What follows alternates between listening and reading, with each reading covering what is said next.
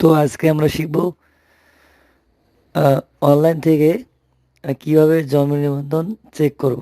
তো সর্বপ্রথম আমি ব্রাউজারে চলে যাব। যাওয়ার পর এখানে লিখব যে জন্ম নিবন্ধন, সার্চ বারে লেখার পর কিবোর্ড থেকে এন্টার প্রেস করব।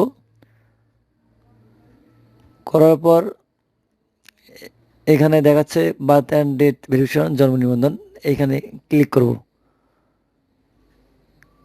তারপর বলতেছে বার্থ রেজিস্ট্রেশন নাম্বার, এখানে অবশ্যই 17 সংখ্যার দিতে হবে, আর এখানে ডেট দিতে হবে। তো আমি রেজিস্ট্রেশন নাম্বারটা দেই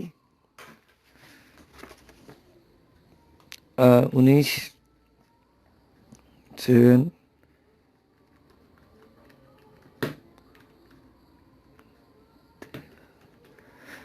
তারপর ডেট অফ বার্থ, এখানে বুঝতে হবে ওয়াইতে ইয়ার, এমতে মান্থ, ডিতে ডে। তো এখানে সর্বপ্রথম ইয়ার হবে, বছর হবে। আমি 19,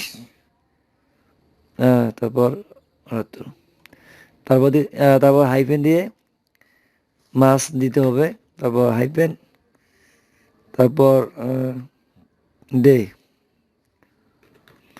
দেওয়ার পরে এখানে এটা যোগ করতে হবে।